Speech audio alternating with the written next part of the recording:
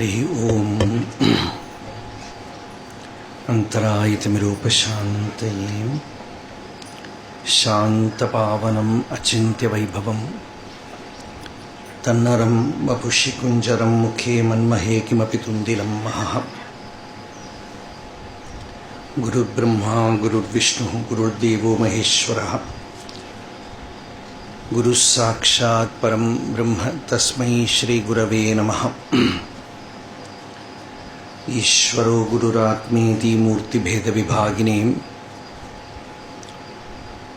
व्योमवद्व्याप्तदेहाय दक्षिणामूर्तये नमः।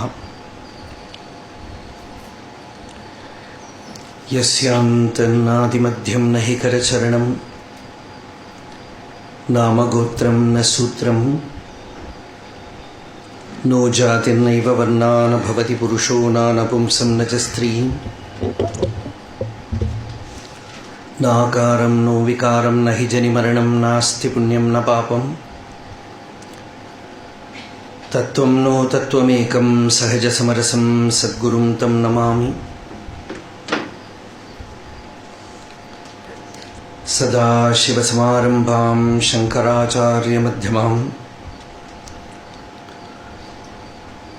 अस्मदाचार्यपर्यन्तां वन्दे गुरुपरम्पराम्।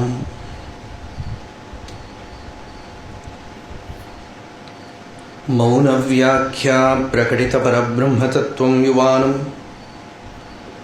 वर्षिष्टान्तेव सदृशिगणैरावृतं ब्रह्मनिष्ठैः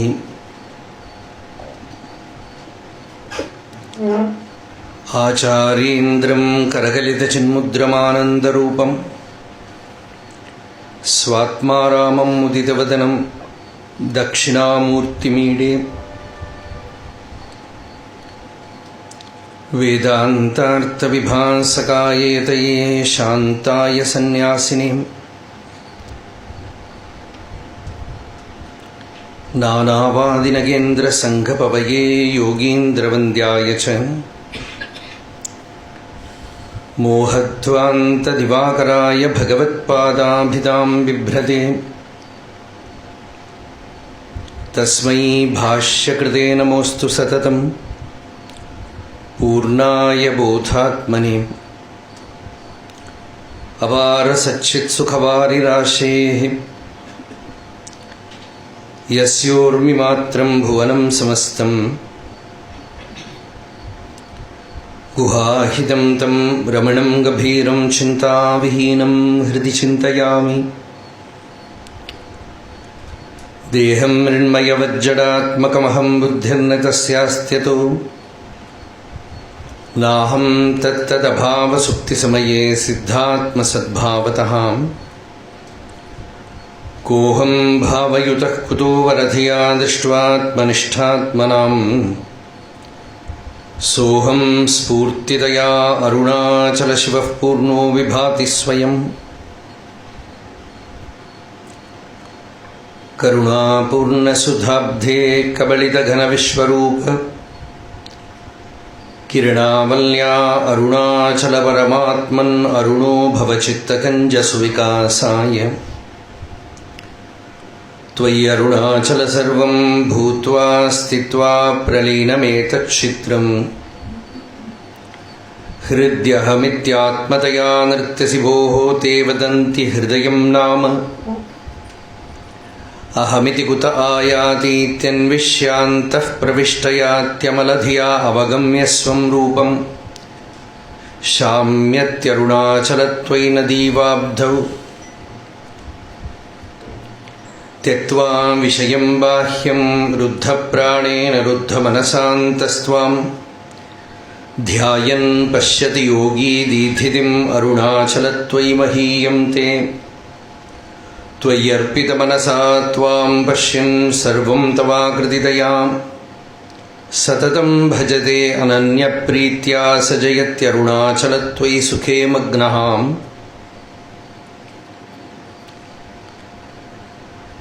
हृदयकुहरमध्ये केवलं ब्रह्ममात्रं ह्यहमहमिति साक्षादात्मरूपेण भाति हृदि विषमनसा स्वं चिन्वतामज्जता वा पवनचलनरोधादात्मनिष्ठो भवत्वम्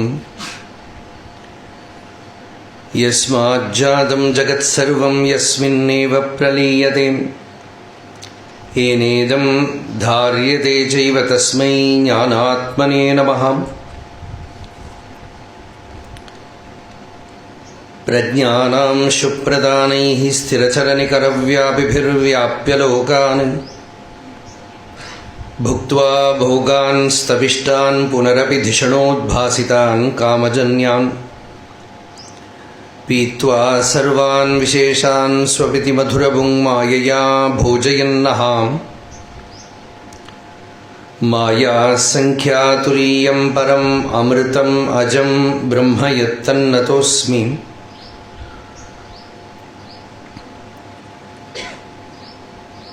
योऽन्तः प्रविश्य मम वाचमिमां प्रसुप्तां सञ्जीवयत्यखिलशक्तिधरस्वदाम्ना अन्यांश हस्तचरणश्रवणत्वगादीन् प्राणान् नमो भगवते पुरुषाय तुभ्यम्।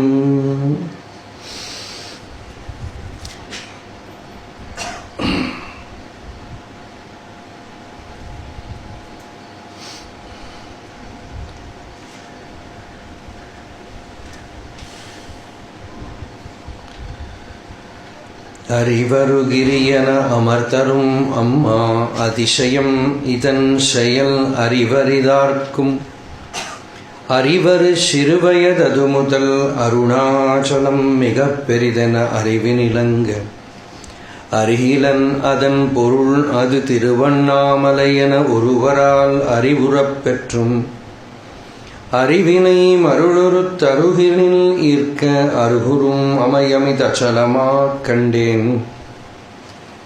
கண்டவன் எவன் எனக் கருத்தினுள் நாடக் கண்டவன் இன்றிட நின்றது கண்டேன்.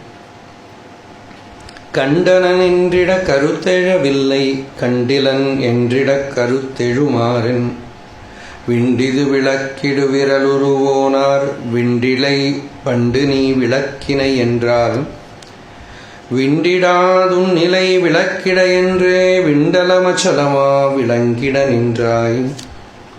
நின்னை யான் உருவென எண்ணியே நன்ன நிலமிசை மலையெனும் நிலையினை நீதான் உன்னுரு அருவென உன்னிடின் விண்ணோக்குறவுலகலை தரும் ஒருவனை ஒக்கும் உன்னுரு உணல் அற உன்னிட முன்னீர் உரு சர்க்கரையுரு என உருவோயும் என்னையான் அறிவுற என்னுரு வேறே இருந்தனை அருணவான் கிரியன இருந்தோய். இருந்தொழிர் உனை விடுத்தடுத்திட தெய்வம் இருட்டினை விளக்கெடுத்தடுத்திடலே காண். இருந்தொழிர் உனை அறிவுறுத்திடற்கென்றே இருந்தனை மதந்தொரும் விதவித உருவாய். இருந்தொழிர் உனை அருகிலர் எனில் அன்னோர் இரவியின் அறிவரு குருடரே ஆவர். இருந்தொழிர் இரண்டர எனதுளத்து ஒன்றாய் இணை அரும் அருணமாமலையனும் மணியே. மணிகளில் சரடென உயிர்தொரும் நானாமதம் தொரும் ஒருவனாம் அருவினை நீதான். மணி கடைந்தென மனமெனும் கல்லின் மறுவரக் கடையனின் அருள் ஒளி மேவும். மணி ஒளி எனப் பிரிதொரு பொருள் பற்றும் மறுவுரல் இலை நிழல் படித்தகட்டின் விண். மணி ஒளிபட நிழல் பதியுமோ உன்னின் மறுபொருள் அருணனல் ஒளிமலை உண்டோ.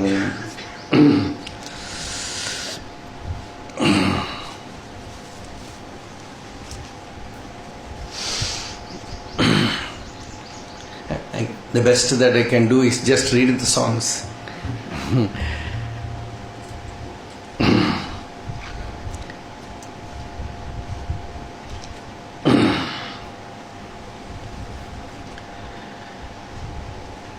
Bhagavan says Arunachala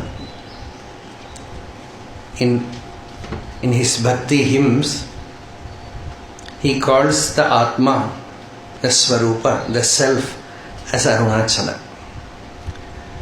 And in his Jnana Grantha, like Ulladinarpada, he calls Arunachala as self, Swarupa. So both are same, only name is different. You want to worship the reality as something separate from you. Some Ishtadevata is needed, some form is needed. You worship, Arunachala is there. And the result, the fruit of the true devotion is he shines forth within you. He gives you the teacher, the teaching, and also the experience. He appears as the teacher. He manifests as the teaching, and at last he blossoms within you as the Atmanubhuti, the experience of the self.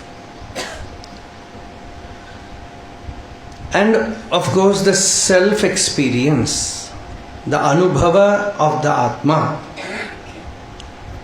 is not something which we have to attain anew. Bhagavan has given a very clear, very rational statement that anything that comes new will one day disappear. Because it was not there. So certainly a time will come when it will not be there. So the truth is something satyam. We call it satyam. Bhagavan calls it as mei. In Tamil it means truth. Is that which is ever present. Ever present means it should be here now. Just use that logic in this way, that if you are enlightened now, then only you can be enlightened in future.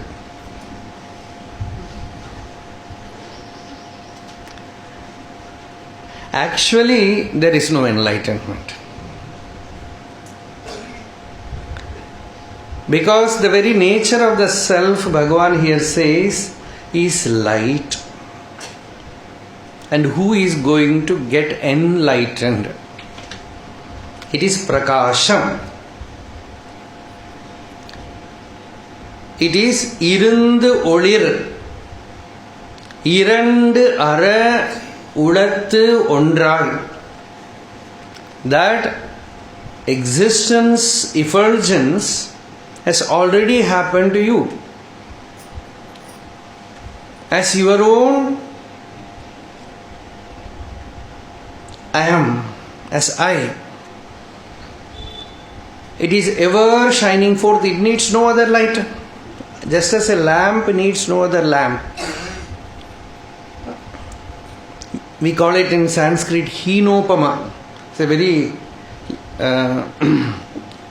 weak simile. Here Bhagavan says the sun is shining forth. Iravi. And a person who says, I do not know what is the self, is a blind person. Iraviyin arivaru kurudare avar. He is a kurudar, means in Tamil it means blind. Because you are the self tattvamasi. The Upanishads 9 times declares. A small boy went to his father and asked him, give me that Upanishadic wisdom. And his father sent him to a teacher. Unfortunately, it was a school. Anyone who goes to a school gets spoiled. So he came back very proud, very egoistic. Then his father asked, "Why are you so egoistic? What great thing you have studied?" He said, "I have studied this, I have studied that." And his father asked him, "Have you known that by knowing which everything is known? Have you known that by knowing which the inscrutable is known, the unknowable is known?" He could not even understand the question.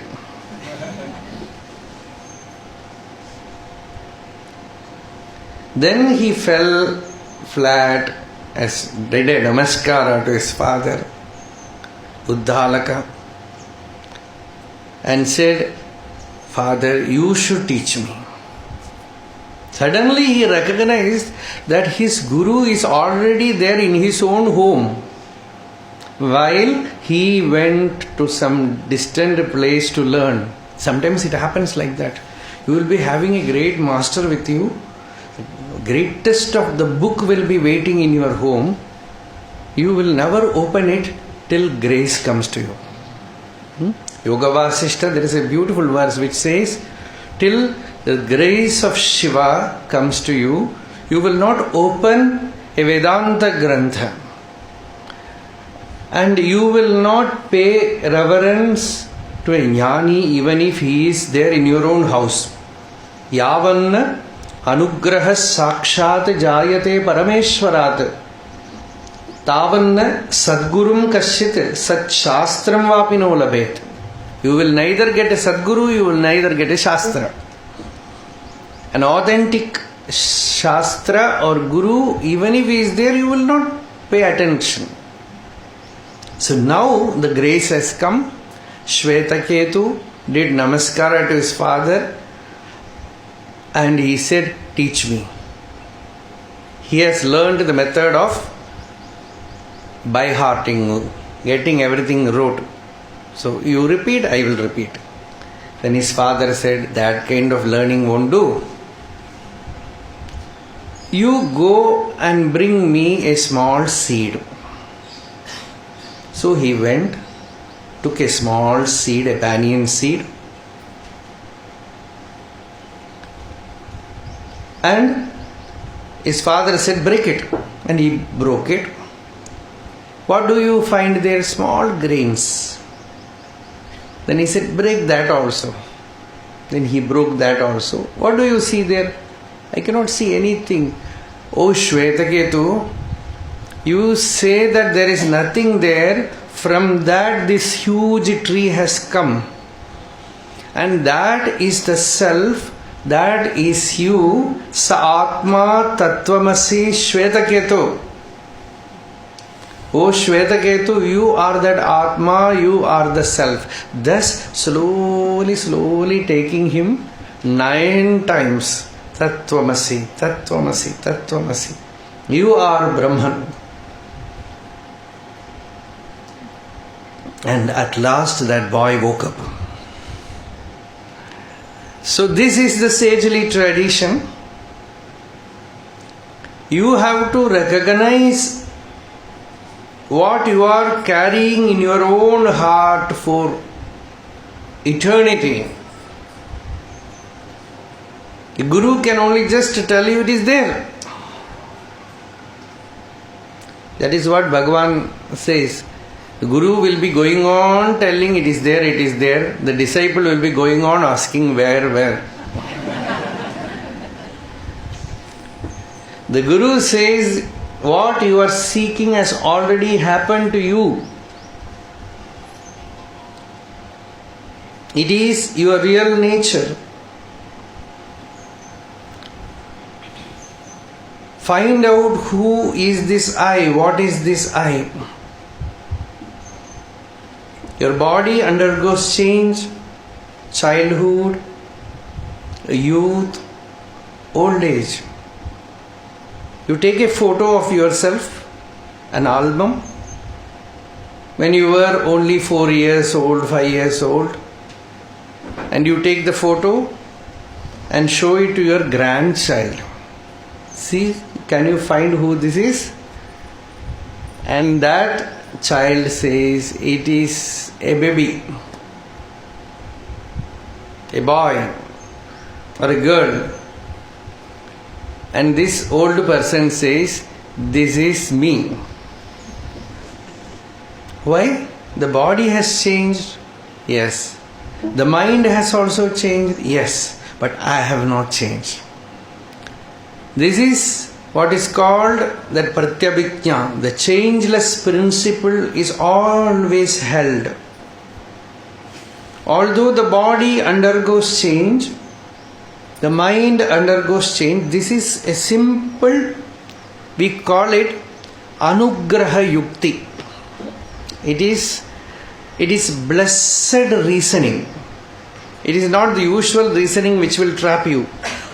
This is a reasoning which can take you to true meditation. You just sit, do some japa or some preparatory practice, and then inwardly tell yourself, the body is constantly changing, the mind is also constantly changing, but there is the experience of something, my own existence, amness, the changeless principle. It remains changeless in babyhood, in youth, in old age, in the waking state, in the dream, in the deep sleep. The changeless principle continues always. The waking state, the body is there, the mind is there. The dream, the body drops. Only the mind is active. And when you enter the deep sleep, the mind is also not there. The I thought also vanishes. But do you exist?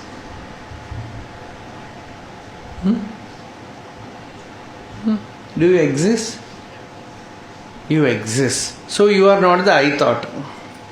So why unnecessarily bother about this I thought?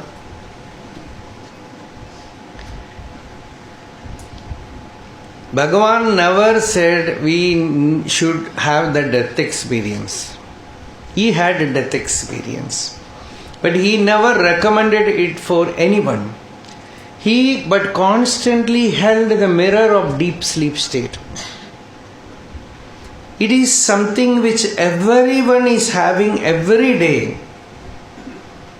A state which makes you totally naked. Removes all the dress of body, mind. So many dress we are wearing.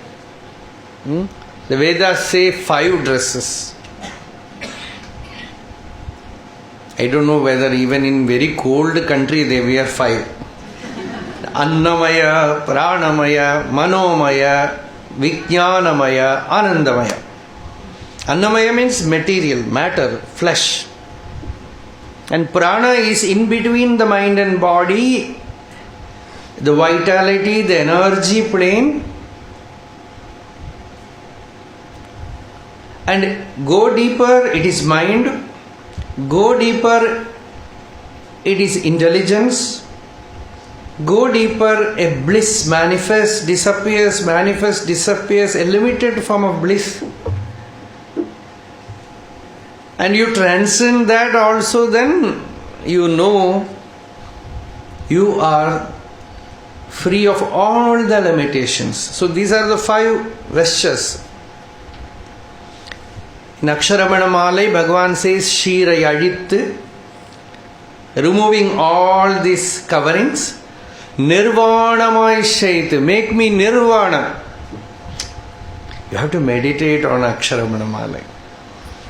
Nirvanamai Shait, every day this is happening, The inner teacher is so compassionate that every day he is giving you an experiential proof that you are ever free of body, mind and ego.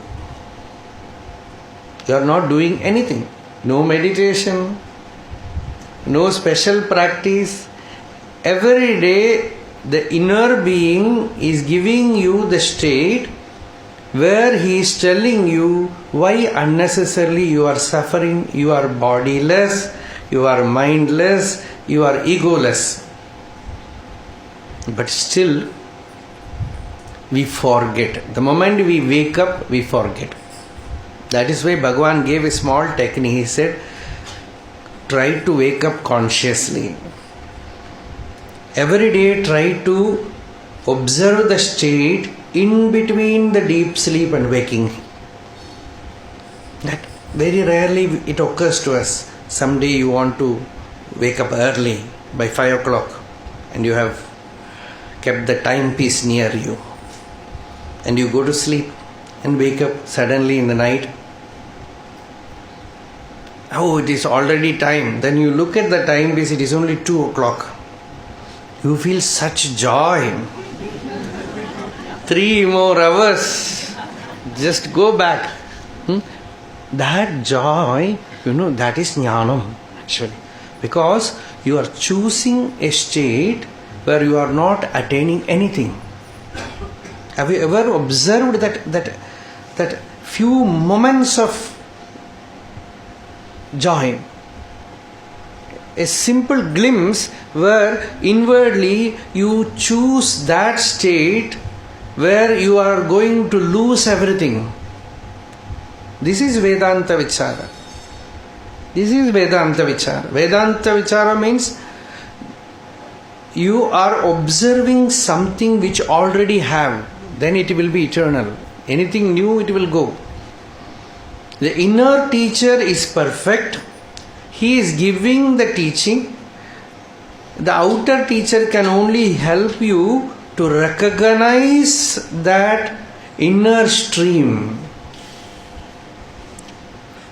So he enter there, come out. And when you have this choice, that joy comes. To be free of the body, the mind, the ego. And you recognize and give reverence, learn to worship that intuition. That is Bhagavan Ramana Maharshi. He never accepted that he has a body. Even when the terrible disease was creating havoc in his body, people tried to convince him that he has a body. That is what is called devotion. They all again and again told Bhagavan, you have a disease, you have a body, and they tried to hypnotize him. He said, see, through your power, many people have got their disease cured. So if you have a will that my cancer should go, and you touch this hand with this hand. They have tried to do all these things with Bhagavan. Bhagavan laughed and said, don't try to hypnotize me. I do not have a body, neither do you have. I am trying to tell you Tattvamasi, you are that. And all of you collectively are trying to tell me Atatvamasi, you are not that. He never accepted that. That is one of Bhagavan's devotees, Balram Reddy, somewhere said, the full knowledge, what is Bhagavan's state, what is Vedanta Jnana, the Jivan Mukta state, I could recognize only during that disease. That was the greatest teaching. Actually, the Upanishad itself says, Brihadaranyaka Upanishad says, Yad vyahitas tapati tadhaisha asya paramam tapaha. When a jnani suffers from some disease, then occurs the greatest manifestation of teaching. That is its purpose. Only then the disciple, otherwise in old stories, all the great beings, they will just disappear in light. That is how the story comes. Something would have happened, but people don't want to tell it. There is a reason for that also. In Ayurveda Granthas, they say we should not talk about disease. We should not think about disease. That is not real. And the more and more you talk and think about disease, you are sowing the seed of illness in your mind. So better don't write details about any disease. See, in Ramanacharanatirtha, in Bhagavan's Nirvana room, you have a photo of Bhagavan. Now it's a normal photo. In between some days, somebody had an idea, why not keep Bhagavan's photo where Bhagavan is wearing all the bandage and that figure of cancer. So they kept that photo. So when I went there, I remembered all this sagely idea that you should not picture disease. Because the body itself is not real for the jnani. It is an unreal thing that you are seeing, and you make it real. So I felt, but I cannot say anything, just kept quiet. One day I was taking a child and showing him around ashram, and I was showing this room. This is Bhagavan's room where Bhagavan's nirvana happened, and that child got shocked. He suddenly got affected. He said, will Bhagavan also have such problems, such disease? Then I told one of the devotees there, see, this is wrong. See, a child, this is only a suggestion. The photo is only a suggestion. The suggestion should be always reminding you about the power of jnana. Then they removed it. At that time they removed it. They changed it, and only during that nirvana time they keep that photo now. So that idea is, the body is not real for Bhagavan. And he is constantly telling us, you also dehypnotize yourself.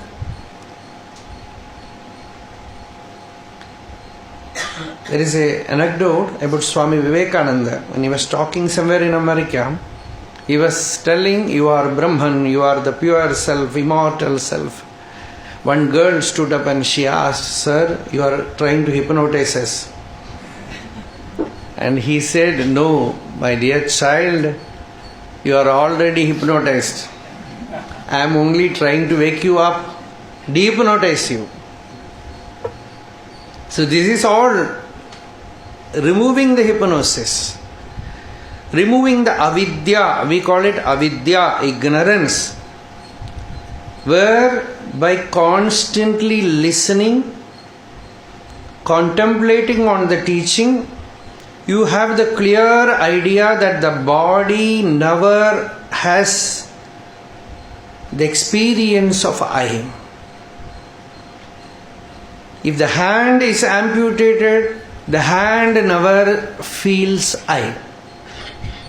Is it not very clear these days? If the leg is amputated, leg never says I. So too, these days they transplant liver, kidney, heart. I don't know when the time will come, they will transplant the body.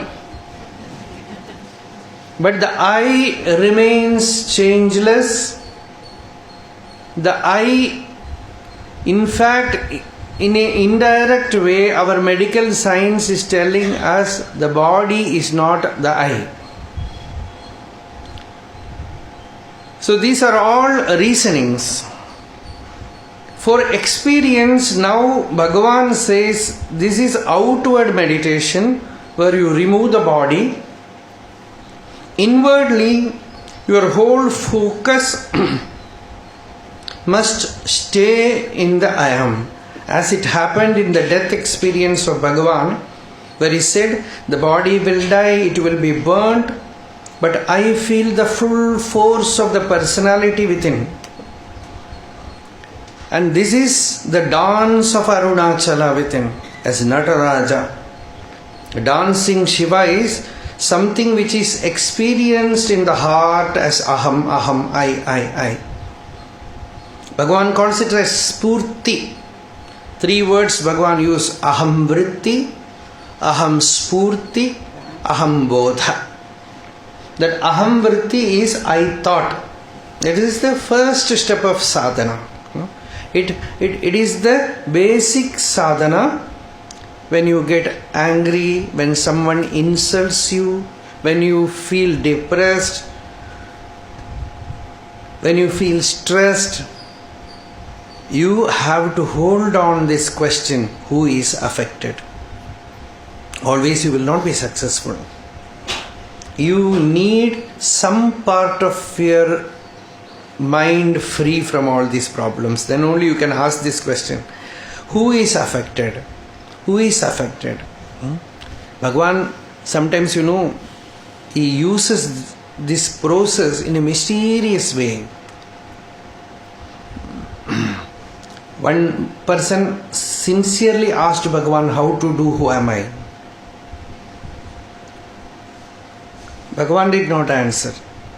He said, Bhagavan, I cannot hold the I thought. You say we have to hold the I thought, feel the throb of the I thought. I am not able to feel it. Then also Bhagavan did not answer. This person is a worker in ashram, a devotee. He went inside the kitchen. After some time he forgot everything about his question. The chief cook, one of the chief cook, and he had a quarrel. And both of them were saying, I am the authority here, he said. And this person said, I will show you who I am. Suddenly they found Bhagavan standing there, because Bhagavan was waiting to help him. Standing there, and he blushed. Bhagavan said, this is the moment to hold. You will not be able to hold the I in meditation. Now you can catch hold of it, because now you say I. You feel the throb. You feel that vibrant thing within you as I, aham vritti. Hold on to it. Sometimes Bhagavan has said, find out the meditator. You need not meditate. Find out who wants to meditate. Who is the meditator? Somehow turn the attention towards the I thought. This is special to Bhagavan.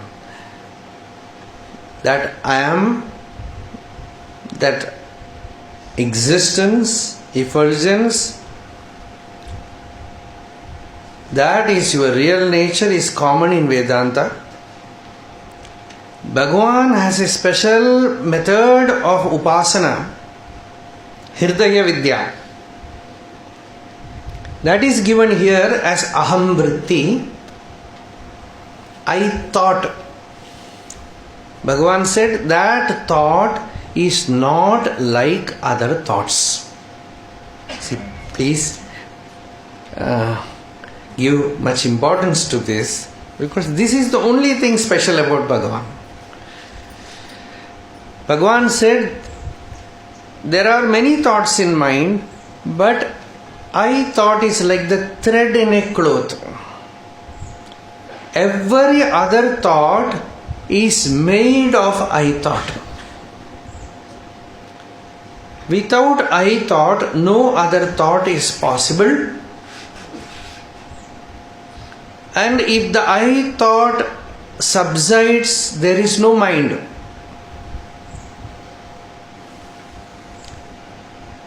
So, pay attention to the I thought. Hold on to this I, and it is neither who am I nor whence am I. There is only an alertness within. It is just feeling the vibration of I, that spandana. It's just feeling the vibration of I. The whole body, every cell is filled with I thought. Wherever you touch, the I gets affected. And mysteriously you will find that your body is not simply bordered in this physical structure. Suppose I touch your car, your I thought wakes up. Suppose if I touch your book or cloth, your I thought wakes up. Suppose somebody takes your chappal away, your slippers, your I thought wakes up. Then you find your I thought has spread out everywhere. That is why, to simplify the whole thing, renunciate removes everything outside. I don't want anything. I don't want to own anything because my body is expanding.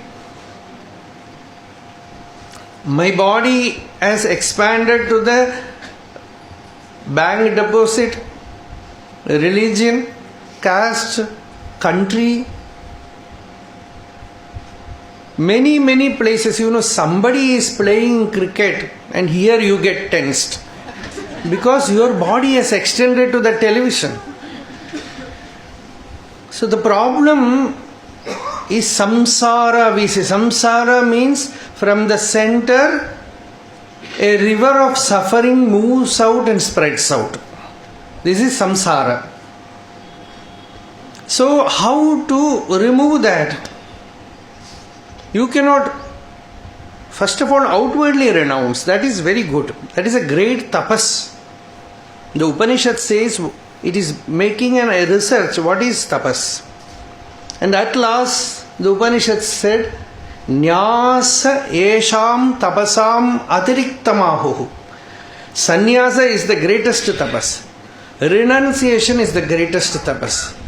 Sannyasa is not outer cloth or tonsuring the head. Bhagavan said true sannyasa is to be free of the I, but that is the deepermost meaning. But Bhagavan always liked those who don't want anything. He used to say these monkeys are true sannyasis. One day one monkey came, a mother monkey with its child on its tummy. The servant there, he drove it away because so much fruits were kept there. So he drove it away. Then Bhagavan said, became very affected. Bhagavan said, we call ourselves sannyasis, but when a true sannyasi comes, we drive her away. She has no home of her own. She is carrying her child in her tummy and she is not storing anything for tomorrow. And we call ourselves sannyasi, keep everything locked inside the store and keep the key in our pocket. This is not sannyasa. So, sannyasa is a real help, outwardly removing all the weight. But that is not enough. You are still carrying the body, the mind. How to remove the body and mind? You cannot give up the body. You can remove the body and mind only through knowledge that the self is eternally free of body and mind. Till you have the experience of true sannyasa. Realization is sannyasa. Jnana is sannyasa. Till you have the true experience of jnana, you have to churn the I thought from its root. The moment you touch the I, the whole body vibrates, there will be a churning. Nadi mathana. Next song, Bhagavan says, with the mind, you start churning the mind. Churning the mind. Then the shining of the inner jewel, the shining of the inner gem will be seen. மணிகளில் ஷரடன உயிர்தொறும் நானா மதம் தொறும் ஒருவனா மறுவினை நீதான் மணி கடைந்து என மனமெனும் கல்லில் மறுவரக்கடையனின் அருள் ஒளி மேவும். Very, very beautiful song. Here Bhagavan says, Manigalil Sharadana, just like a rosary in which so many beads are there, a thread is there, like that, everyone is a bead. And there is a thread connecting all. You can touch that thread by going within you and touching your own eye. By touching your own eye, the moment I touch my own self, I touch everyone. Become one with all. Manikalil Sharadana. Madam Dorum, Uyir Dorum, Nana Madam Dorum. In all the lives, in all the religions, Uruvanam, one being, pervades. You have to churn the inner jewel, like the single string that holds many gems together in a necklace. You alone in thy unity abide as the life of various beings and as God appearing in various religions. A gem is cut and polished on a whetstone and made to shine freed of all its flaws. Likewise, the mind through ignorance has lost its real nature of pure awareness, but when sharpened and finely tuned and made subtle on the stone of the enquiring mind, it sheds all its latent impressions and shines with the light of thy grace. Maruvarak kadayanin aruloli mevum. Again and again you do the churning of who am I. All the vasanas, pent up desires, latent tendencies come up. We call what is vasana? Vasana means I am considering you as a person, as a man or woman. That is vasana. If I write with right knowledge, when I know that God is sitting before me, Uyirdorum Nana, the moment I see you as Atma, as pure divine being, no vasana is possible. That is the direct thing. You don't need to bother much about. From today onwards, you start meditating that only God exists.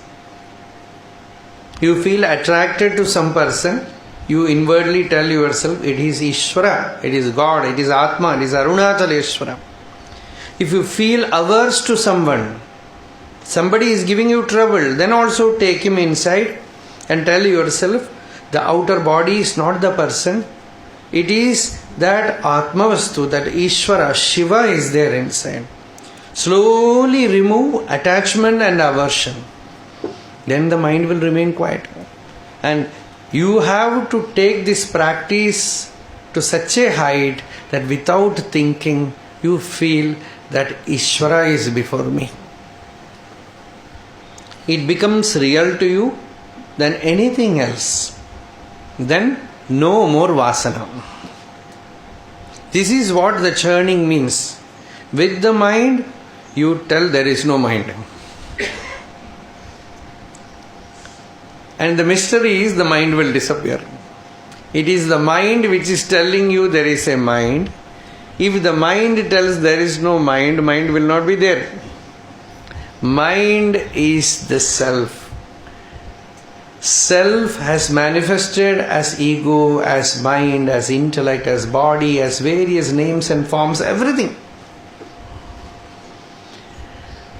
This is pramana jnana, authentic knowledge. Now you take this as a medicine applied start contemplating on this, then you apply it with the deepest attachment place. The person with whom you are deeply attached, it is condensed energy. You need energy for spiritual practice. You need not search for new place. The place where you have energy, there you start telling it is Ishvara. It is not that easy. He will behave like a devil. And there is a poratam which Bhagavan calls a fight, a revolt between your meditation and his ignorance. He will tell you, I am not God, or he or she will tell you, I am not God, I am a devil. And you constantly tell, Tattvamasi, you are Ishvara. You might not become easily successful, but the distance that you can cover is your spiritual benefit. You start doing this meditation with everything.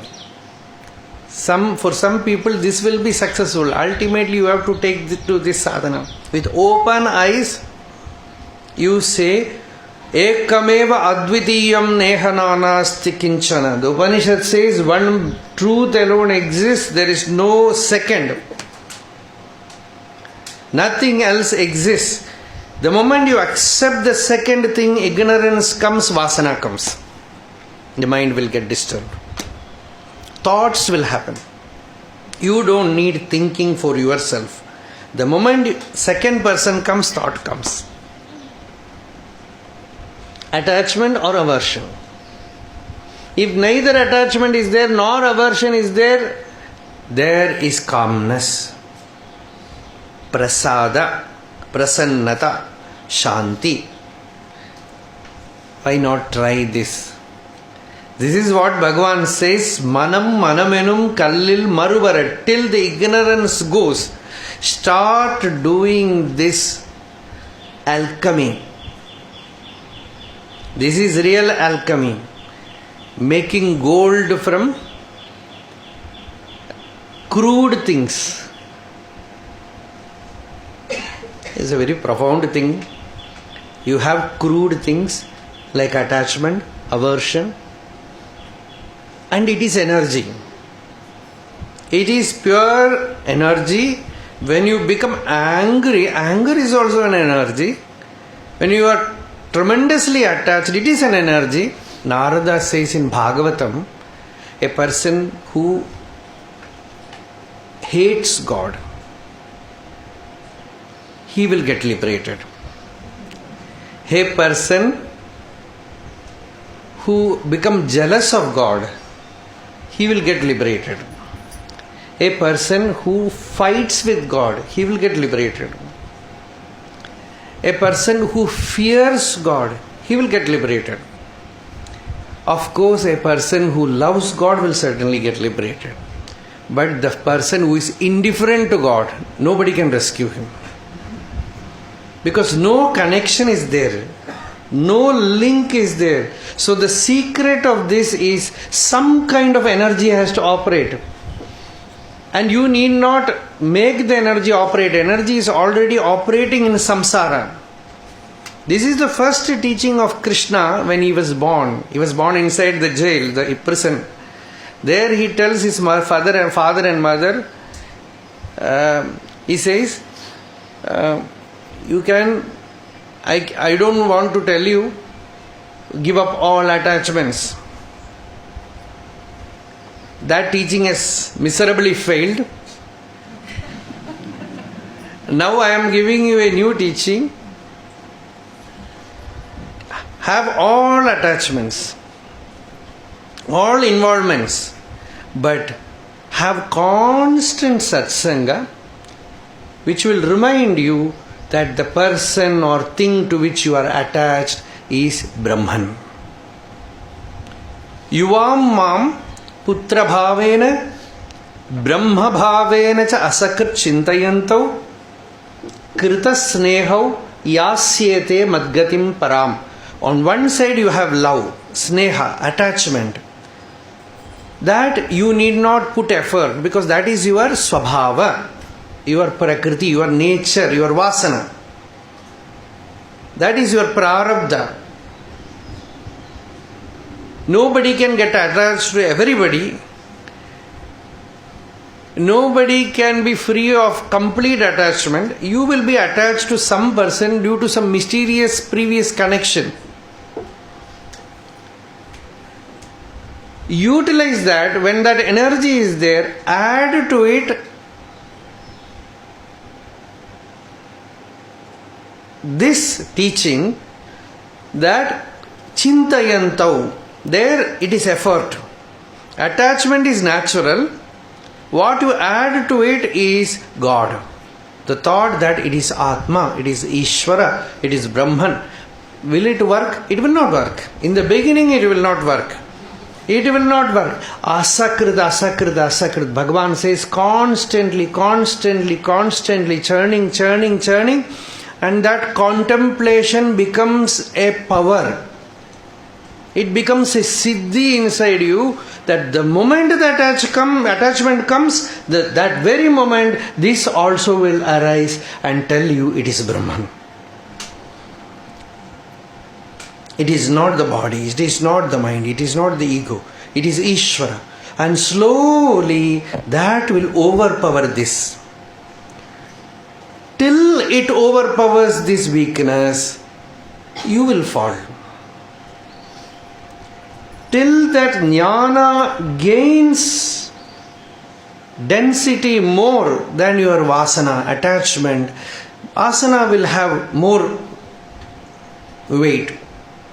But use it again and again, and at last, so much of spiritual wealth will be there inside you. So much of bliss will be there inside you.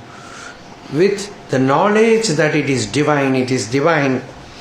And then Maru Arakadaya, all duality is removed. All dualistic things are removed. The inwardly the eye shines forth bodiless, mindless, and even when the mind operates and you see the world, you no more have a mind because you recognize that what is called as mind is only a power of the self. This is the next song where Bhagavan is going to say, Undoru porul ari oli ulameni uladu unil aladila adishaya shakti. There is a shakti, a power which arises in the heart, which due to ignorance you call as mind. It is not mind, it is the power of the self. Actually, Shankaracharya in another place says it is Divine Mother.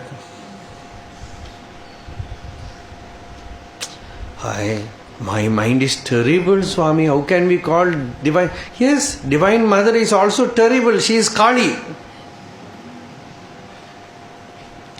All the emotions, all the dimensions are there in her, and so too in your mind. The moment you recognize that what I call as mind is that Divine Mother, the Shakti, the Chit Shakti, the consort of Shiva, she is doing all kind of avatara inside. You remain away from her and see all the manifestations as divine, then problem with mind stops. This is Advaita. This is pure non-dualism, where no dualistic manifestation can any more put you into trouble.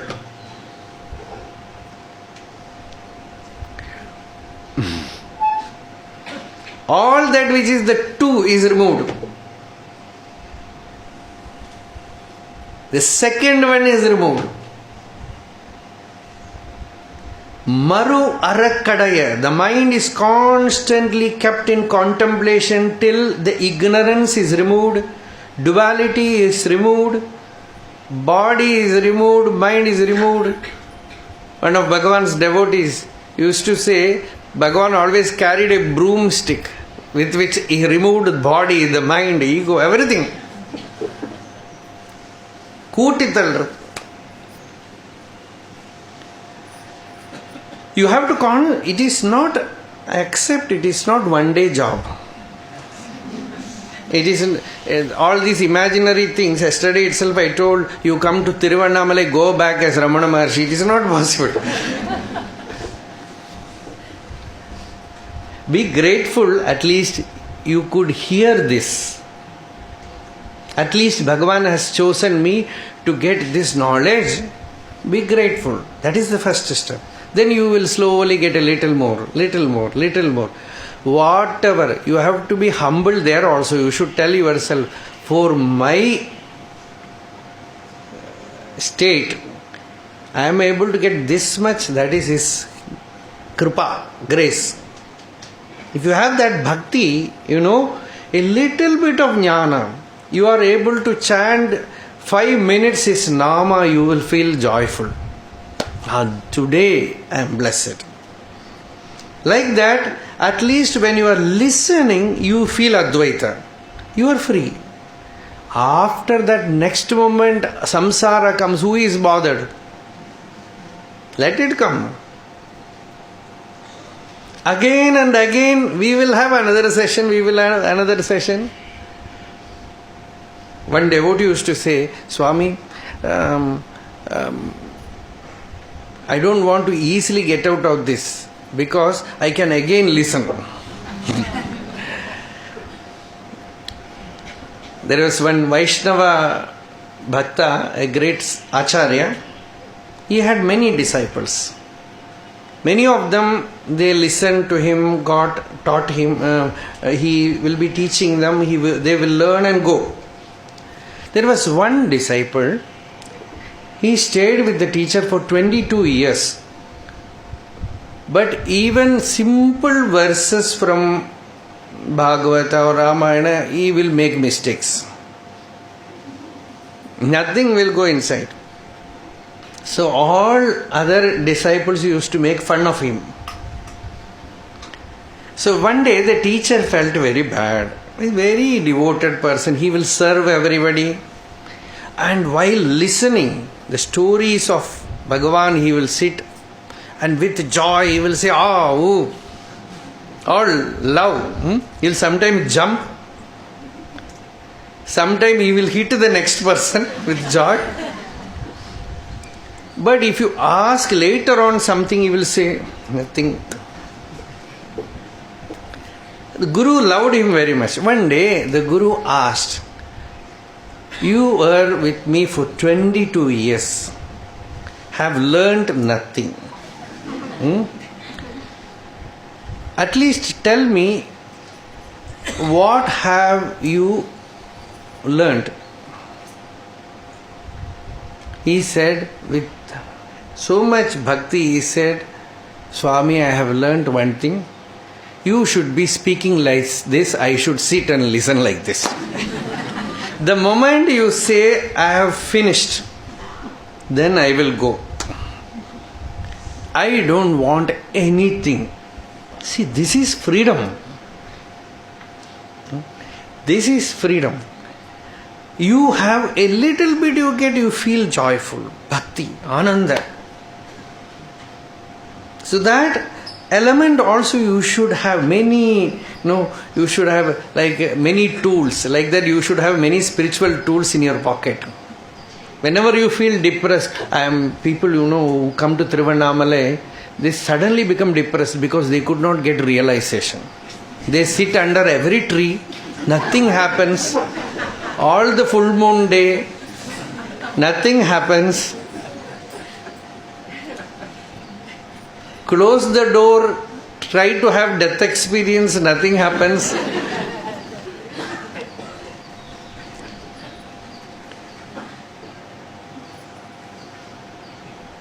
Bhagavan said to Arunachala, Arunachala, you caught hold of me. The moment the surrender happened, you just took away my body and mind. Annavalayai adiyenai aanda andre avi udal kondai. You took away my body and mind. Now I have become fulfilled. Enakor kurayundu. But life will have its good and bad. Kurayum gunamum. They will be there. Whether he is a jnani, whether he is a ajnani, everyone will have pleasure, pain, suffering. Something will be happening outside. There Bhagavan reveals the secret. He says, even if they are there, I consider all of them as your forms. Kurayum gunamum ni allal enne nivatrai. That means the pain of cancer is also bliss of the self.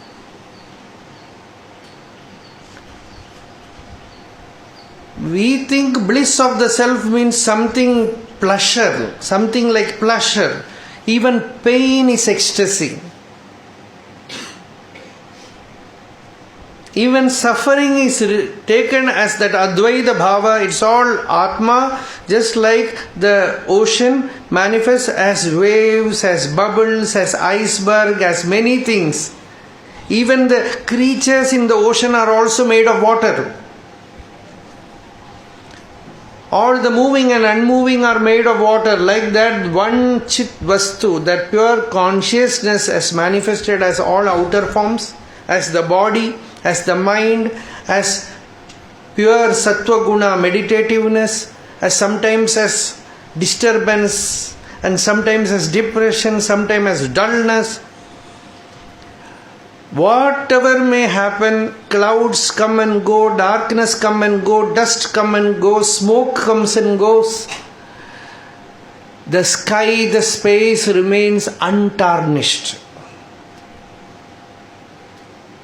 immaculate. Like that, the inner self remains untouched by all the manifestations, all the movements in the surface. That knowledge keeps the jnani, the knower, unaffected by anything. Affectations will come. Bhagavan says, Yannam yaduvo adishaivai. O Arunachala, whatever you want to do with me, do with me. I will not demand anything. If you want to give me suffering, give suffering. Anything is welcome. Yannam yaduvo adushaivai.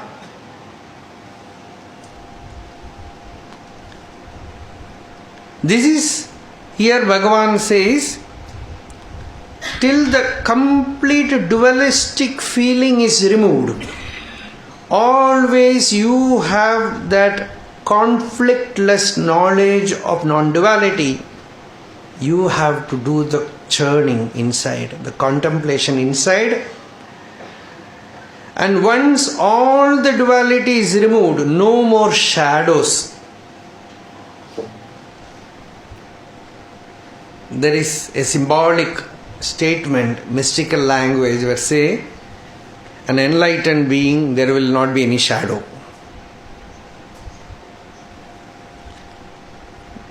Don't go and search for it. It means no mind, because mind is born from duality, from Dvaita. Nijal paditahattin vinmani olipada nijal padiyumo. In the photographic plate, in the olden days, now the digital camera has come, they will take the photos and that plate. If it is exposed to sunlight, no more you can develop the photos. The films will be useless.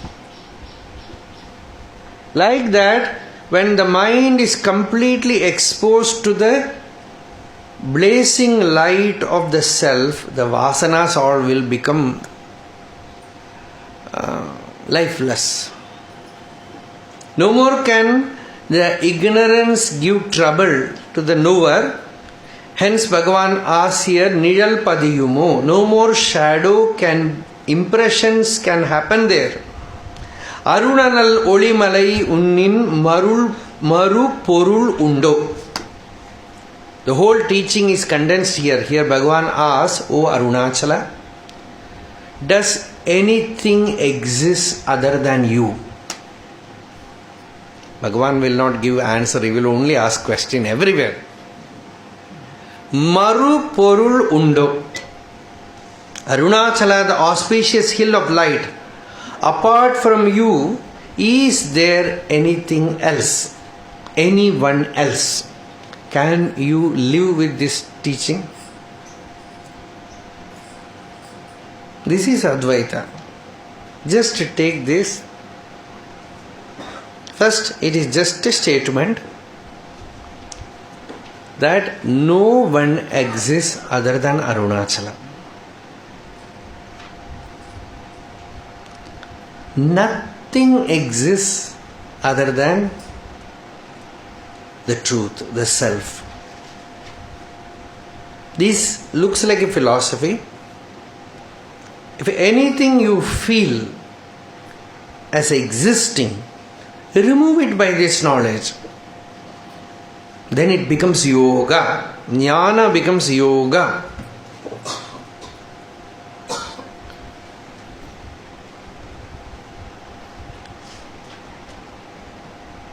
Bhagavan lived in that state. No otherness, no other person, no second thing.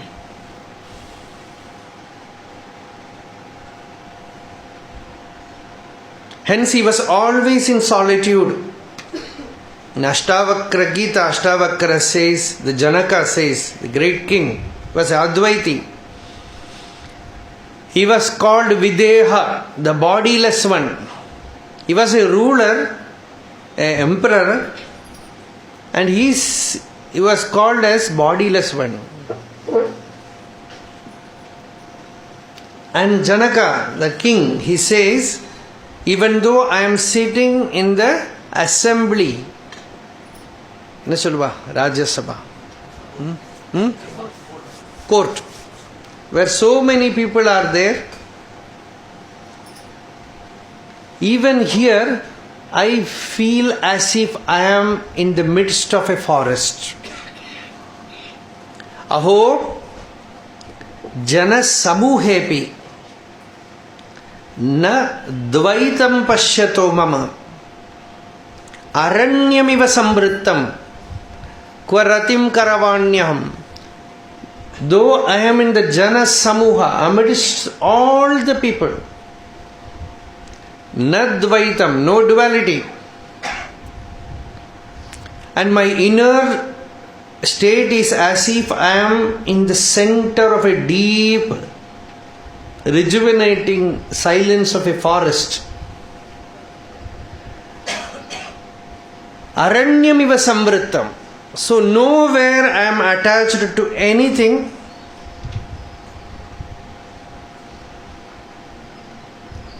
I am not attached to anything, so I have no suffering. Nothing exists other than myself. This knowledge gives the absolute state of Advaita. Hence you can see Bhagavan very rarely used to close his eyes. Very natural, sahaja atmanishtha.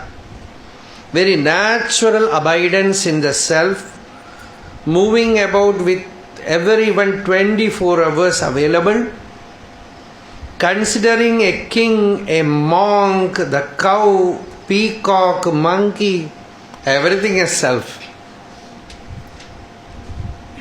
One person asked Bhagavan, I really want to know your secret. We have heard from the Shastras that a jnani looks at everybody as self.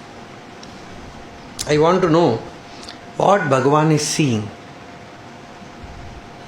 He must be seeing something which we are not seeing. Bhagavan said, I am seeing only what all of you are seeing.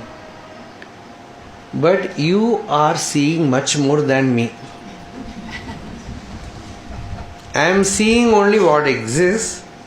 You are superimposing body, mind, intentions, will, desire, name, form, everything on that simple truth.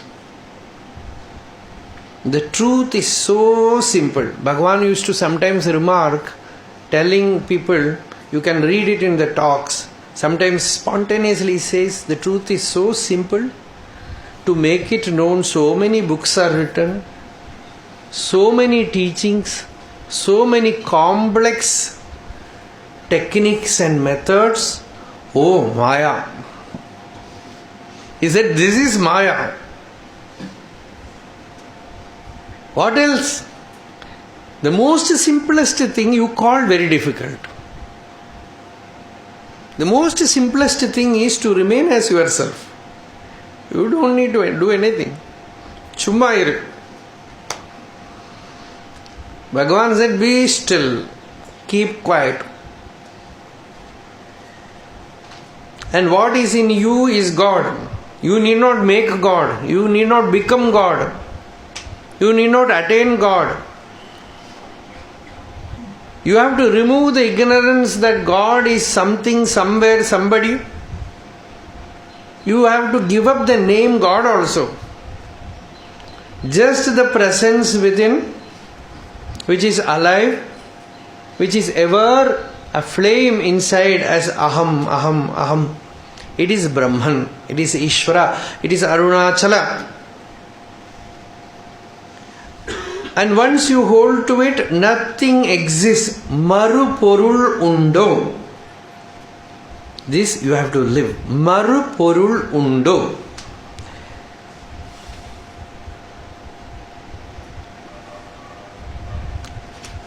And next song Bhagavan says, Undoru porul. There is one Shakti. Undoru porul ari oli ulameni. Ari oli ulame ni oru porul undu. They have translated like that. Undu oru porul ari oli ulame ni. When you have intelligence, discrimination, when the mind becomes pure, you feel something is there within me. Or you can say, Ari oli ulame ni oru porul undu. As the heart of the resplendent awareness, you, the only thing that is truth.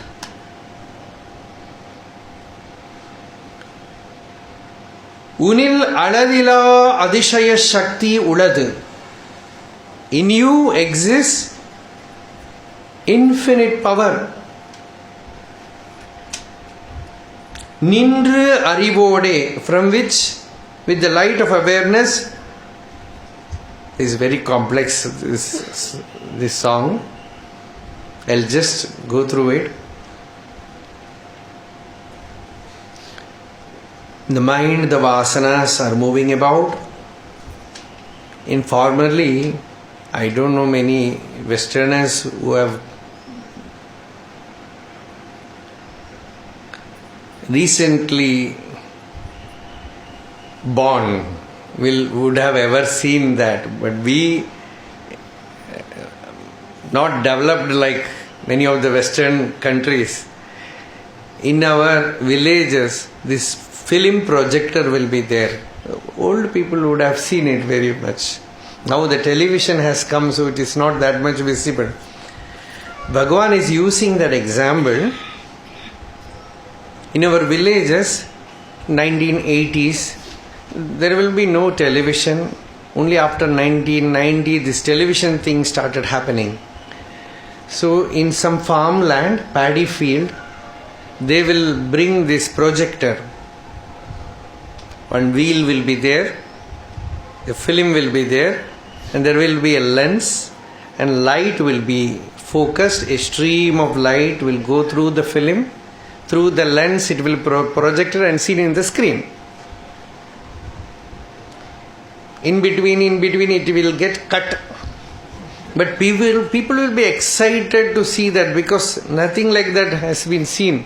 So village people will come there with all their mattress, pillow, everything. whole night the film will go on. Usually they do it in temple, some bhakti film. So here the light will go through the film and will be projected in the screen. Like that, in this song also Bhagavan says, the light of the self, the Chit Shakti, just gets projected through all the senses and the subtle vasanas. Anu nijal nirai ninaivu nigal vinay shujalil. It's very deep thing which cannot be spoken in one day. Very subtle vasanas. Every thought can become a birth.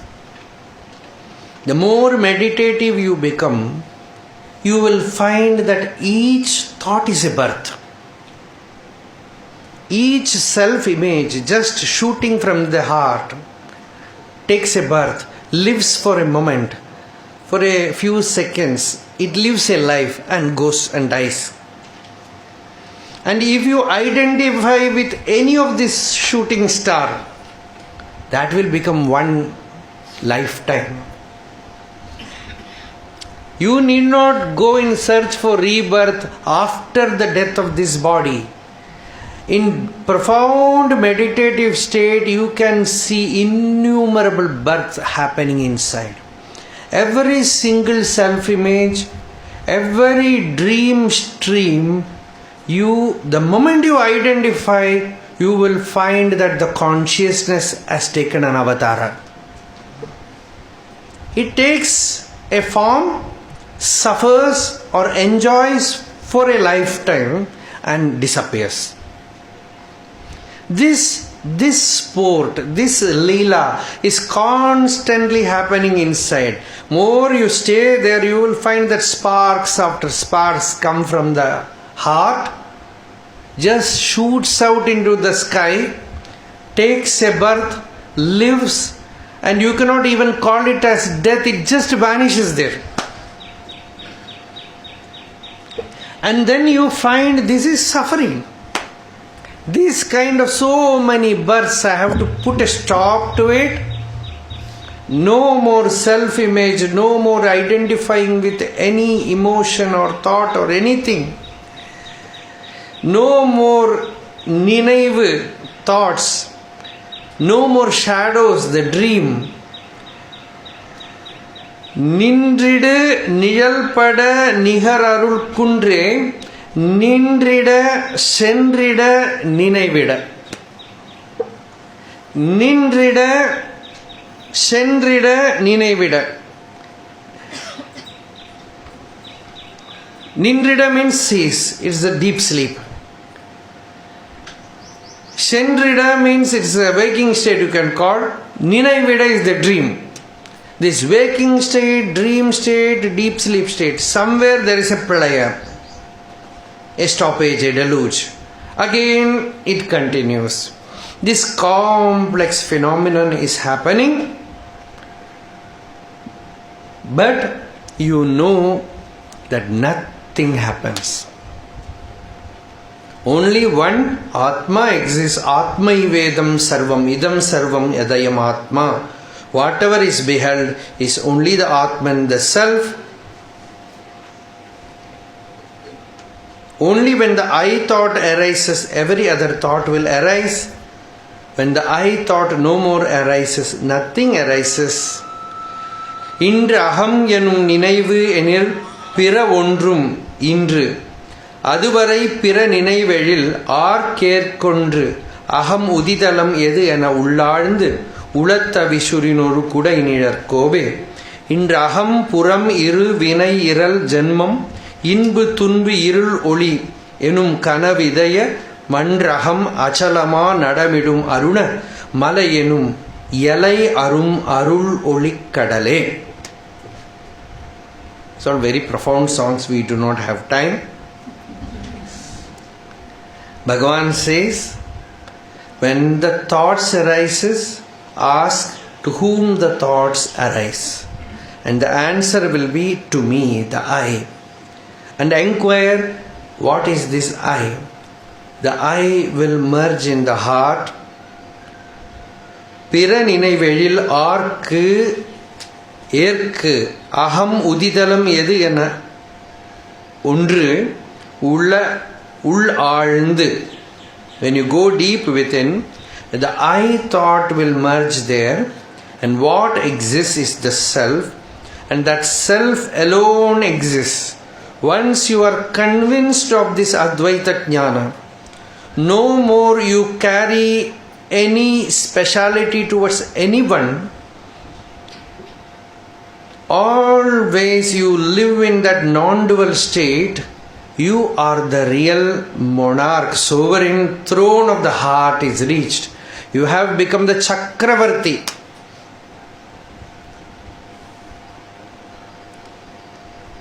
You have found the center of the chakra. Hence it is called Chakravarti. Varta means the wheel. And one who remains in the center is the Chakravarti. He is the real monarch, emperor. Swami Ramanacharanatirtha, he was one of the monks who first went to cross the ocean and went to other countries. He went to America after Swami Vivekananda. But he had a peculiar habit of referring to himself not as I, but always used to, instead of I, used to say Rama.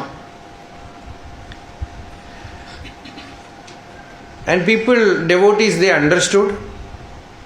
Once he was so well known that there was a meeting arranged with the American President Roosevelt at that time. So all his friends, they said, Swami, when you meet him, you should not say Rama, Rama, he will not understand. You have to say I, like a normal human being. So, but the sage has lost his eye, what to do? So, he just smiled. When the meeting happened, they thought he will listen to them. But you know what he said? He said, Emperor Rama. Instead of telling Rama, he said, I am a King Rama. Then the American president, he became very close with him. He asked him, which empire are you ruling? He said, Rama rules the entire cosmos, the universe. In fact, there is nothing else other than him. It is all the same Atma everywhere. We don't know whether he understood it, but that is the story. It's just a story. Don't go into research and tell tomorrow something else. That is why, I have a peculiar technique. Give a series of talk and disappear from that place. You cannot search me and find out tomorrow in Tiruvannamalai. So I tell you one story and go away. So, Oru Kudainidar Kove. It is just like one ruler, he has an umbrella, a single umbrella. Under that umbrella, all places ruled by him come under that umbrella. Like that, for the Advaiti, the non-dual sage, nothing else remains to be conquered. Nothing remains to be overpowered. Aham puram iru vinay janmam iral inbu tunbu. In and out, virtue and vice, birth and death, pleasure and pain, light and darkness, all seeming realities of dreams, of wakeful state will become one, will disappear. This is our problem, no? Somewhere good, somewhere bad, somewhere pain, somewhere pleasure. Outside, inside. You just, after clearly understanding this teaching, you observe your life, you will find that the diagnosis is perfect. Now only you have to apply the medicine. It's pure medicine which can root out the suffering.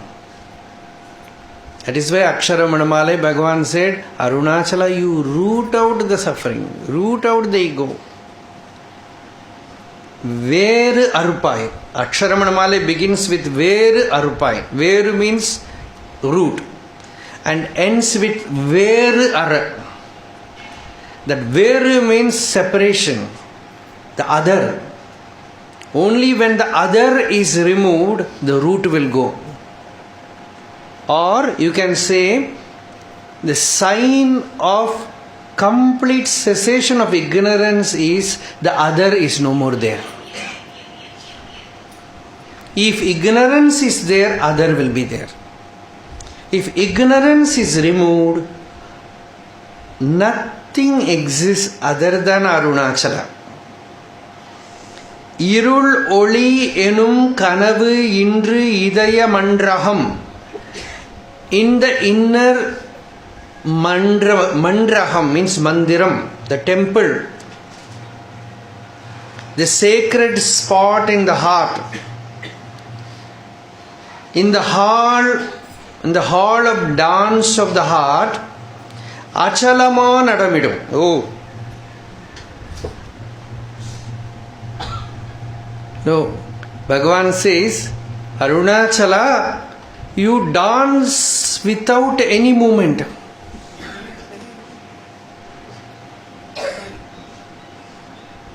You make such a dance, but there is no movement. It is all still. See, this is pure poetry, pure mysticism, pure sagely words. The Upanishad says, he moves not. He thinks, there is no mind. Without hand he receives, without legs he moves.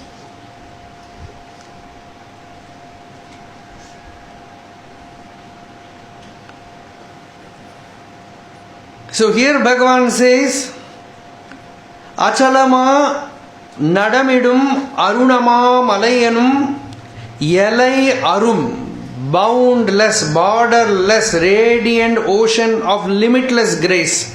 Yelai arum arul oli kadal. Kadal means ocean.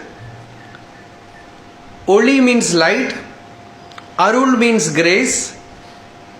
Ocean of light, effulgent ocean of grace. Pure, only you feel the light everywhere, light of grace. The nectarine, light of grace. Kadal எழும் எழிலியால் பொழிதரும் நீர்தான் கடல் நிலை அடை வரை தடை செய்யில் நில்லாது. This is a statement which Bhagavan says, can the ocean travel? Can the ocean become avatara? In the light heat of sun, ocean incarnates as the cloud. And the power of grace is wind. It brings the cloud wherever it is necessary. There it showers. It is actually ocean coming to Tiruvannamalai to embrace us. Have you ever thought about it like this? We are not going to the ocean. The ocean has... There is one saint in Tamil Nadu, Ramalinga Swamigal. He says, Vanil Kananda Manivachakar. That he says, the ocean embraces the sky. And in that embrace, it loses all its saltiness. It becomes pure water. It showers that pure water. And not simply, it could have showered in the ocean itself. What brings that clouds from somewhere from the sea to Tiruvannamalai, where there is no sea? And that wind is grace. And that wind flows here, invited by the longing of the devotees. Utkanta. And it showers. So like that here Bhagavan says, Aruna Bhudharane, O Aruna hill. Bhudharan means hill. It also means one who wears the form, one who bears the earth. It means the bodiless being appears with the body. Aruna Bhudharane, Kadal Elum Eliliyal, the rain clouds rising from the sea.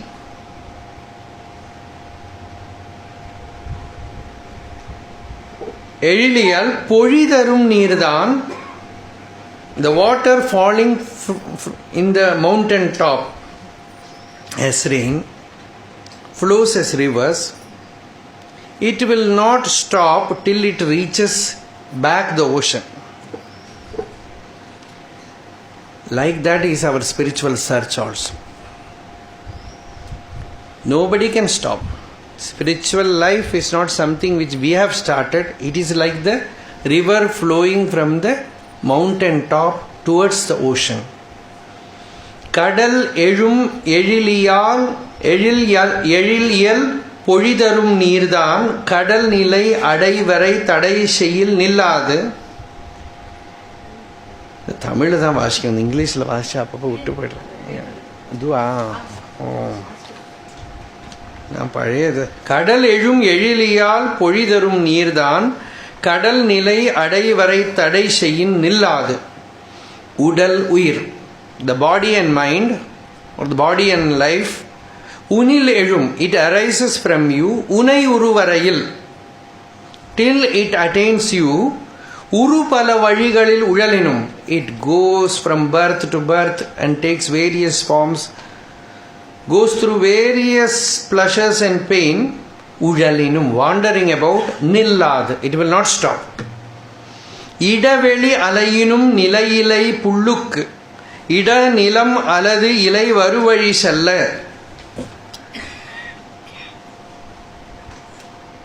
However long and high in the vast sky may soar and fly a bird, it cannot rest in mid-sky. Other than earth, it can have no place of rest.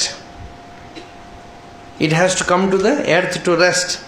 Like that, varu vazhi sella kadan uyir varu vazhi sendrida. The bird has to go back the way it came. The jivas also, turning back, retracing inwards the path they came by, reach and merge in thee. Inbak kadalunai maruvidum. They will merge in the bliss that is you, Ananda that is you. They will merge back in Arunachala, that is bliss, that is you. This is the most auspicious ending. Bhagavan says, whether you do spiritual sadhana or not, this movement will go on and on and on till you merge your name and form in that ocean. Yata nadyasyandamanaham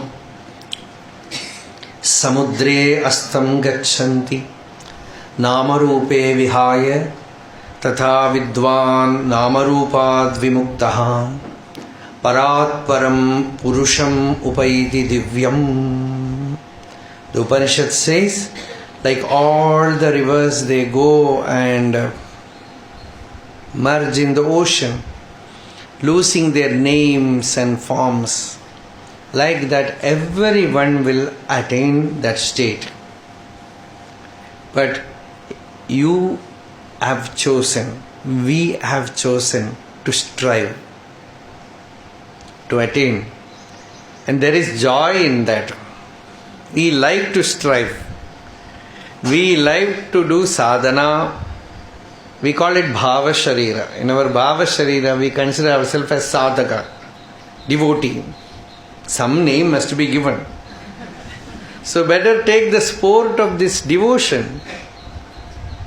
But it's all joyfully going towards the ocean. Everyone. There is neither ignorant person nor a good person. It's all drama. All the villains and heroes are only acting.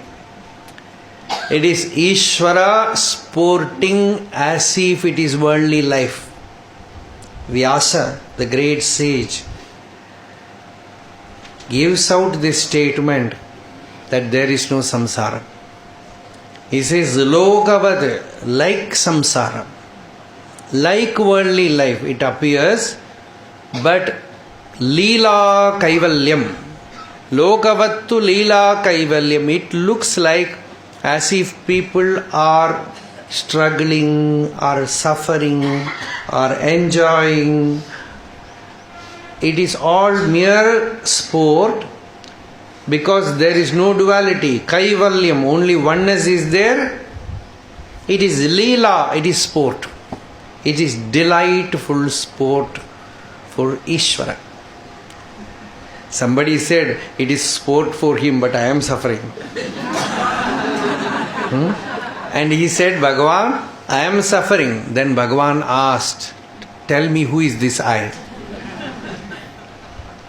And when he inquired who am I, he found that there is no I, only Ishvara is there. So he is suffering. Now I cannot say I am suffering.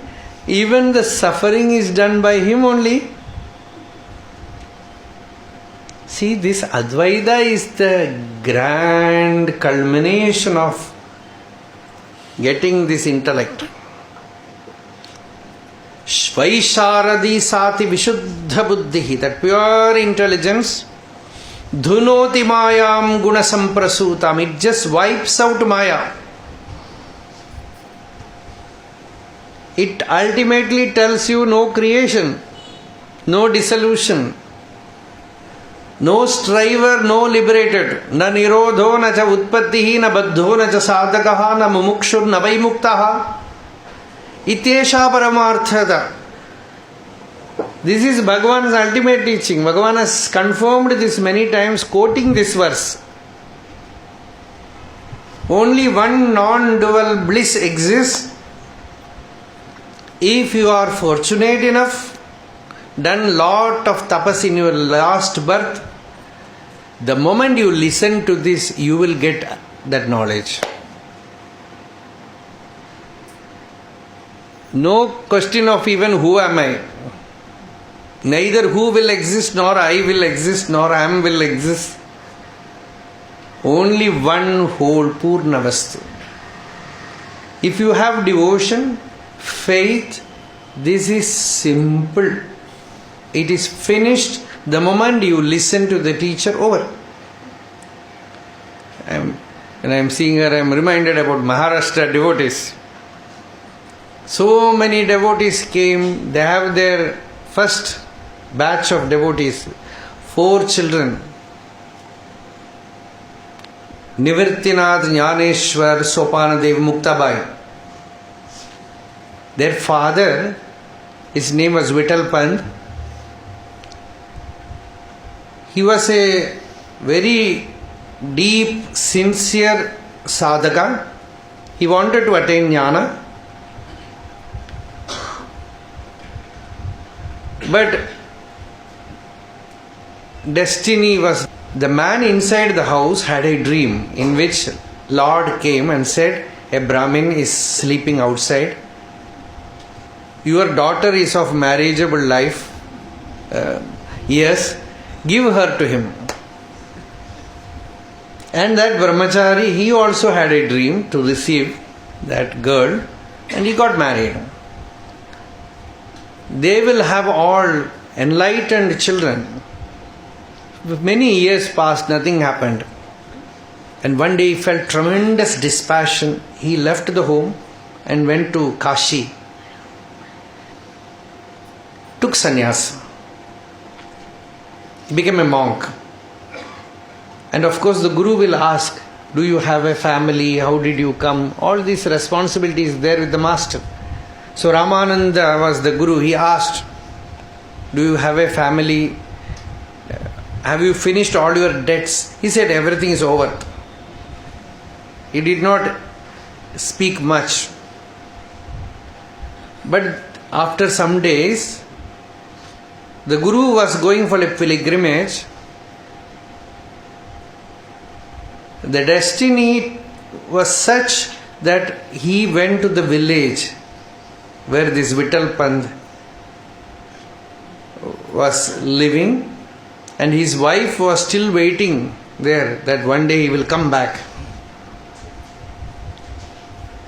And she saw this saint, did a namaskar, and this saint mysteriously gave her blessing, you will have very noble children. She said, Swamiji, my husband is missing. I don't know where he is, and you are giving me this blessing. Then he asked, who is your husband? Where did he go? Then he found this is this person. He said, whether the Shastras accept it or not, you come back. I have given the word, now you have to stay with your wife. So he had a very sorrowful end of his sannyasa. But that is divine will. He came back. Very, very difficult days, because very orthodox people will not accept. But after that, he had all the children. That was needed, perhaps. That kind of sannyasa spirit was the preparation of the field. In that was born 3 sons and 1 daughter. And the whole Orthodox society rejected them. They had very difficult times. And the children were wandering here, there, everywhere. And the elder one day they were all wandering in a forest. Very beautiful episode. They were searching for dry twigs for fire. Suddenly they heard a roar of a tiger in the forest. Children, they were alarmed, they ran helter-skelter. All the younger ones returned to their parents, but the elder one was missing. Nivrittinath was missing. He wandered, he lost his way, wandered in the forest, entered a cave, because it was raining also. There he found a great yogi sitting. He said, I arranged this situation to bring you here. He just embraced Nivrittinath, and in his ears, he just whispered the Mahavakyam. That's all. Jnaneshwara later on says in Amritanubhava that Shabda has so much power that one word from the master that you what you have in you as your own awareness is the infinite. That one word from the teacher, he became light. And the Guru told him, go back, breathe this into your brother. And the boy went back. All the children, they were waiting, longing. They were worried about their brother. The moment they saw the person who went into the forest is not coming back, somebody else is coming. Jnaneshwara later on says, he is only 1.5 years elder to him, but he says, I have only one God, I worship only one God, and he is pure Brahman, and he is Nivrittinathakyam ekam daivatam ashraya. He says that Daivam is Nivrittinatha, my brother. That is the greatest bhakti, to see one's own brother only 1.5 years older as Brahma, as Guru, as Shiva. So this Nivrittinatha came and embraced, and Jnaneshwara went and embraced there, and he whispered in his ears, Jyotirasi, you are the light. And Jnaneshwara was ablaze. He shared this with his brother Sopanadev and Muktabai. All of them were all Jivan Muktas, all liberated beings. No question of any other practice. Just one moment, because the truth is so powerful, we are lacking, we are very weak with our mind, with our lack of faith, with our lack of devotion. If you have pure devotion, you have faith, one word from the teacher is enough. One utterance of Tattvamasi is enough. You will be fulfilled. That is all. Arunachala Shiva, Arunachala Shiva, Arunachala Shiva, Arunachala, Arunachala Shiva, Arunachala Shiva, Arunachala Shiva, Arunachala.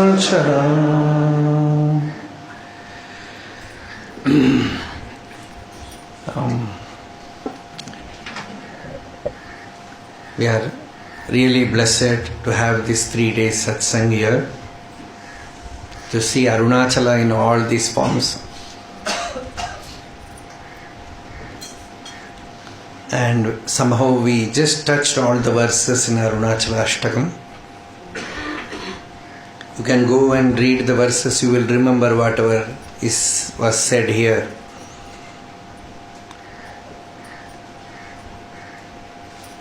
Some of the devotees, they all wanted this session to happen, and they toiled and found out a place where we can have it. Punnimaji, Bala, they all have done their job, and the place found is also Bhagavan's will, because it is Nannagaru's place, one of the very pure devotees of Bhagavan. He has moved villages after villages in Andhra Pradesh, speaking about Bhagavan, teaching Bhagavan to simple people. I've heard he will be going in a cycle in his former days, from one village to another village, carrying Bhagavan's books, giving the teaching to them. And I was also familiar with him, not very closely familiar, but I've seen, and is a lot of time from 93 onwards, from 90s onwards. So Bhagavan's choice is this place. So for these 3 days, we had the blessings of Bhagavan to meditate on Bhagavan's Arunachala Ashtakam, and many of the devotees are known and many are not familiar faces, but all are known because all are the self. That is the truth. And we will have these more sessions next winter, perhaps whenever we can have in English talks. This year it is just, we have never organized anything of our own. Either it will be happening in the ashram or in the Shankaramat or somewhere. So now only our own institution, Ramana Maharshi Brahmavidya Ashrama, has to help them. It's all the wish of the devotees, but Ramana Maharshi Brahmavidya Ashrama has taken the responsibility to do it, that's all. So let this jnana stay with you. Let this Advaita jnana become your experience. Have this jnana in you and have your prarabdha, whatever it might be, wherever you are. The only thing that is promised by this jnana is peace, that shanti. Removing all the conflict, whatever may be your prarabdha, living in shanti. That shanti is Brahman, shanti is the self, shanti is liberation, shanti is jnana, Shanti is Ramana Maharshi, Shanti is Arunachala. And that is Samadhi. Shanti is Samadhi. To have incessant, uninterrupted, undisturbed peace is realization. Only that much we should think, nothing more. Not unnecessarily complexing things, making it complex. With this, we will offer this satsang at the feet of Bhagavan, Arunachala Shiva.